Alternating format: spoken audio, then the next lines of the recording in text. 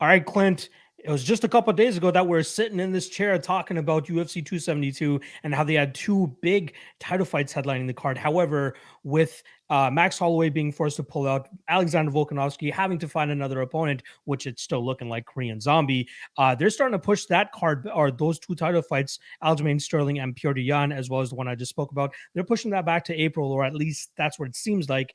And now the UFC was scrambling to try to fill that UFC 272 spot March 5th. They didn't have a headliner, obviously, with the fallout that we just talked about. And in steps Jorge Masvidal, Colby Covington, the grudge match that we've all been waiting for. There's so much heat between these guys, mainly because they used to be boys back in the day. You know, it wasn't that long ago that Jorge Masvidal was in the corner of Colby Covington the night that he won the interim welterweight strap against Rafael dos Anjos. And even if you guys have been longtime fans of the MMA world or even the UFC, you guys will remember a documentary that Jorge Masvidal used to do back in the day called Tales from the Crypt, if I'm not mistaken. Tales from the Grind. I just correct myself there. Tales from the Grind, where you see a short-haired young Masvidal trying to make his way through the MMA game, and who is his co-star? Mr. Colby Covington himself. So there's a ton of animosity and friction between these two guys. Obviously, they've been chirping at each other back and forth on social media for the last couple of years now, and I'm so glad that we're finally getting the fight. Not to mention 5 rounds. I think that this was a great call for the UFC, especially with having their hands tied 2 months away from a fight, less than 2 months away from the pay-per-view. Clint, what are your immediate reactions to this announcement? Look, I'm beyond pumped. Like, I can't get enough of this one. This is a fight that should have been made some time ago. This is a fight. There's two fights from Masvidal that I want to see. And if we're being completely honest, I think the UFC has absolutely botched the picture at 170. There's a lot of moving parts, a lot of fights that could have, should have been made. They haven't done any of them. This is number one. If Masvidal is not fighting Covington, I need to see the end of the three-piece in the soda. I need to see Masvidal finishing what he started with Leon Edwards. But this is the one, man. Like, I don't understand how anybody could not be excited about this fight. This is one that we have all been salivating for. We've all been wanting. They've tried to make it a couple times. It hasn't worked out. There's a clear backstory here for this one. It's a couple of fan favorites. So even though it's not a title fight for the pay-per-view headliner, even though it's not a fight that has like massive implications or anything like that, these are both top 570 pounders. Masvidal still has that Diaz rub. There's people out there that believe he can still contend for the title. I may not be one of them, but Colby Covington is obviously still the number 2, the number 3 guy in the division. So this is a get-right spot for him with a big backstory. You know the heat coming into this thing is going to be legit. They are going to play this thing up. They're going to advertise the hell out of it. There's going to be trash talk and bad blood. I can't wait. Count me in.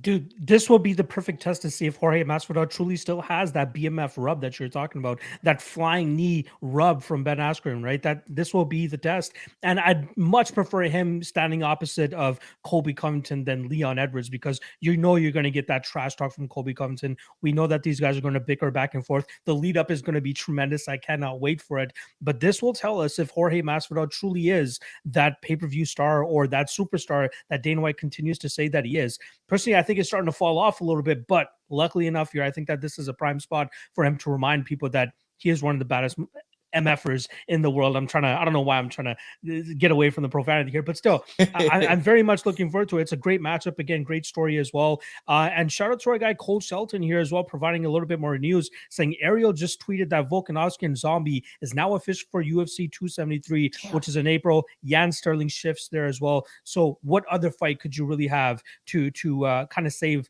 UFC 272 than this one? Again, one of the few non-title fights that can main event a pay-per-view, right? There's not any or not many other spots where we can be like, okay, no title implications.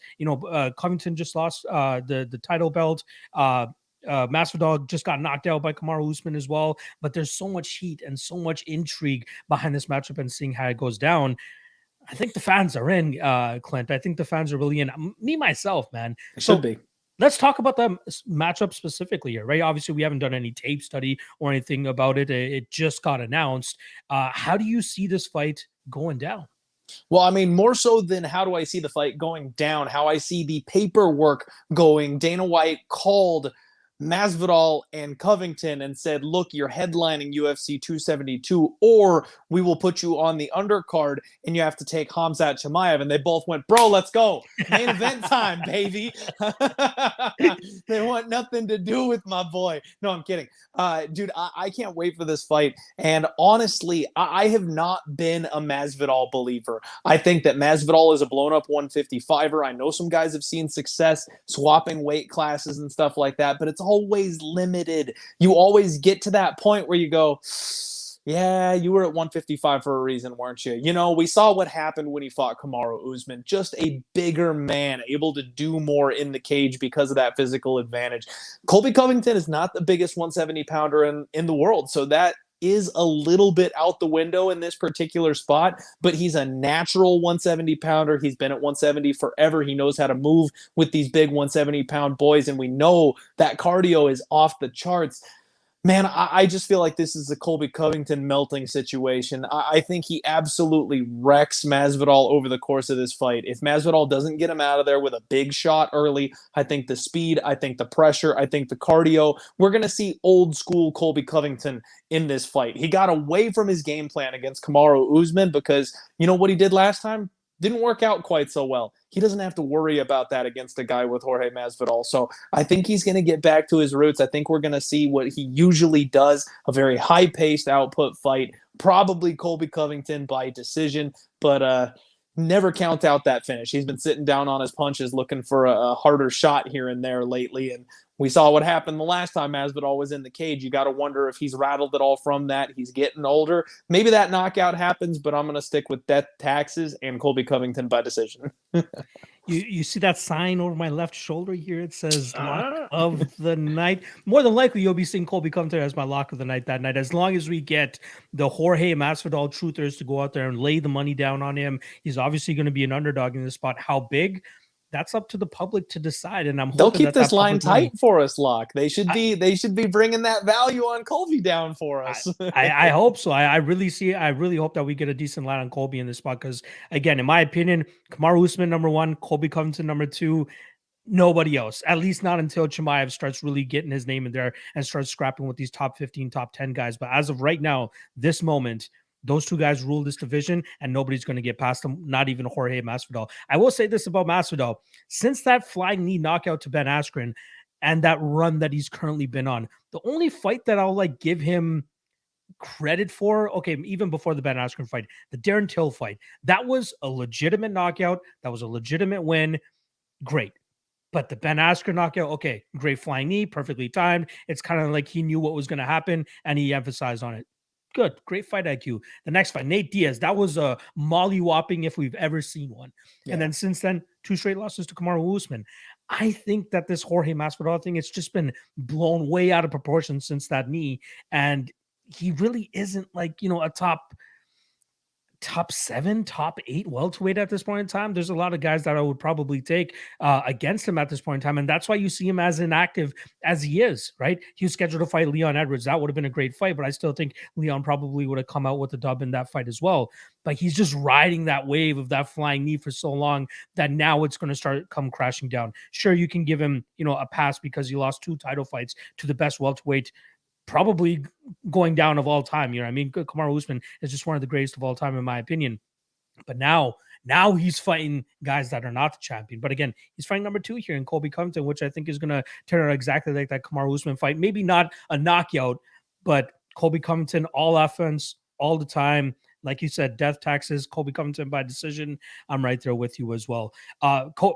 Clint, I am so excited for this goddamn fight. You have no idea. I am so excited for this fight. That card really needed a bolstering, especially with the short notice nature of everything. You have any further thoughts on the specific matchup, the specific scheduling? Yeah, just RIP Josh Emmett, man. I tried. I fought for it. I wanted him to get that shot. I'm sad to hear that they've made it official, the Zombie versus Volk. That should be a hell of a fight. I'm not sad, but I'm bummed for Josh. No, this fight, man, there's nothing really else to say. I can't wait to deep dive on it. Not our initial reactions are not always correct when it comes to the betting standpoint of things, but from the fan standpoint of things, I'm not changing my opinion. I'm going to be excited for this fight until it happens. I cannot wait for Colby Covington to do what he does, to get on the mic, but I'm not looking forward to the political comments in my chat when I go live to break this fight down, because that's always the downside to a Colby Covington fight. I say no politics in my chat. I give everybody a pass whenever Colby is fighting because it's freaking Colby. So everybody brace yourself. Get prepared for that. Get your red MAGA caps back out. Exactly. Shout out to our guy Leonardo here saying Colby is minus 223 at Coolbet right now. So they did have futures posted for that, and he is around that minus 220 spot. Give me all of that. Give me all of that. Number. I'm completely fine with that number because, again, I outside of a knockout from Masvidal, I just don't see how he beats Colby in this spot. Colby is just a machine, and we obviously saw that every time he goes out there and fights. All right, Clint, appreciate you taking the quick 10 minutes out of your day to do this with me as well. Well, then again, this is the Deadlock podcast, so you're forced to do this, Clint. I was gonna say I'm not. This is kind of half my gig, so yeah. Exactly. Thank you, Locke. Thank you for taking 10 minutes out of your day. I appreciate it. All right, everybody, if you guys haven't already, make sure you guys hit that subscribe here. This is the Deadlock podcast channel. We're trying to bolster this thing up before we permanently move the podcast here in March. The next official episode is actually going to be next Wednesday, so make sure you guys tune in for that. But yeah, as of right now, hit that like and subscribe below, and then even check out the social medias. Shout out to the 380-ish followers that we currently have on Twitter, showing us that love nice and early here, but we want to continue to get that number up. Between me and Clint myself, we have over 18,000 followers, so you're damn right that Deadlock podcast social media following should be just right there with us as well. All right, appreciate you guys joining us, and War Colby Covington, right, Clint? Let's go. War Covington. Those are rookie numbers. Get them up. Subscribe, folks. Let's go. Let's go. See you guys.